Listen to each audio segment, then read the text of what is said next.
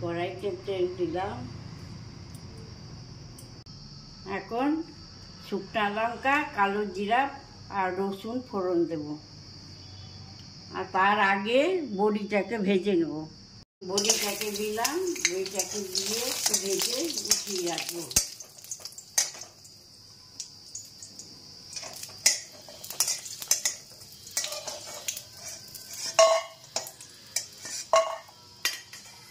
তারপরে শুকনো লঙ্কা আর কালো জিরা ফোড়ন দিলাম।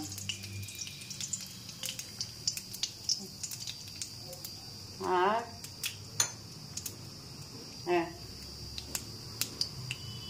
রসুনও ফোড়ন দিয়ে দিলাম একটু, কেননা এখনকার পালং শাক না অত টেস্টি হয় না, ওই জন্য একটু রসুন দিয়ে দিলাম।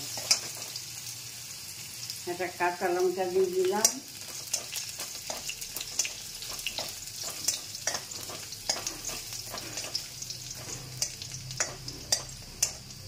রসুনগুলো একটু ভাজা ভাজা হয়ে গেল। এখন পালং শাকের তরকারি,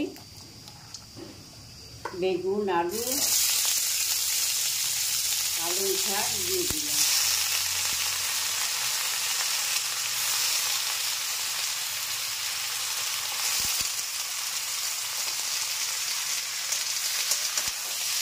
সব একসাথে? হ্যাঁ, সব একসাথে দিয়ে দিলাম।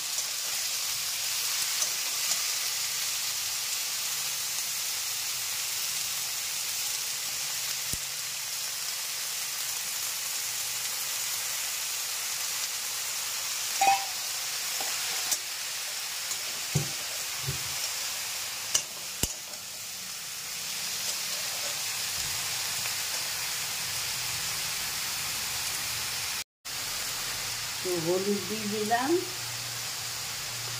হলুদ দিয়ে নেড়ে চেড়ে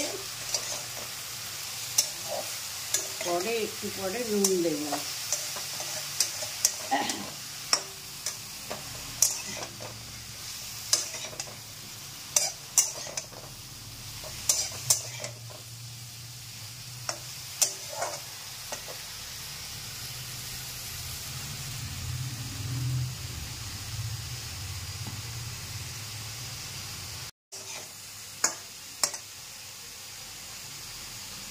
এবার নুন দিয়ে দিলাম।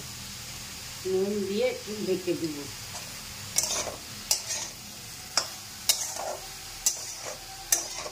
বড়িগুলো?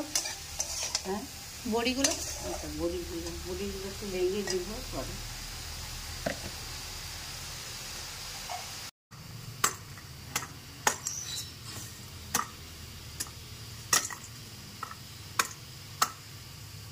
ভেঙে কেন?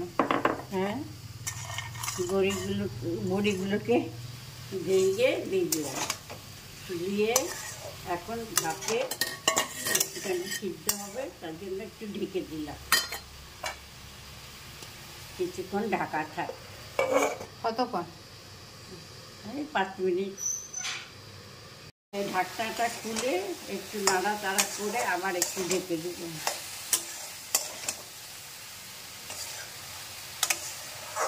জল দিতে হবে না? না, আর কি বলি, জল দিলে ভালো লাগবে না। এখন একটু ভাজা ভাজা করতে হবে। গ্যাসটা বাড়িয়ে দিবে? গ্যাসটাকে বাড়িয়ে দিলাম।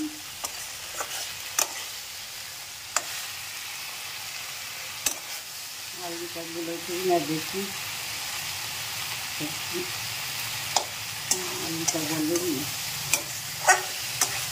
আরও কিছুক্ষণ ঢাকতে হবে।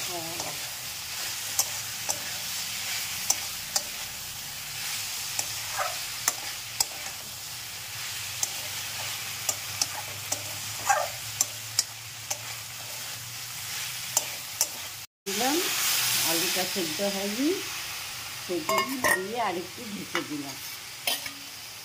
এরপর ভাজা ভাজা করে নামিয়ে দেবো। এখন একটু চিনি দিলাম। बंगाली सब्जी में चीनी होना जरूरी है। হয়ে গেছে এখন ভাজা ভাজা হয়ে গেছে, এখন গ্যাস বন্ধ করে দেব। তরকারি রেডি।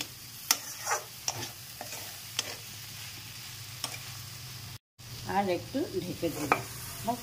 গ্যাস বন্ধ করে ঢেকে দিচ্ছ আবার? হ্যাঁ, হয়ে গেছে একদম। এখন একটা পাত্রে ঢেলে দিই।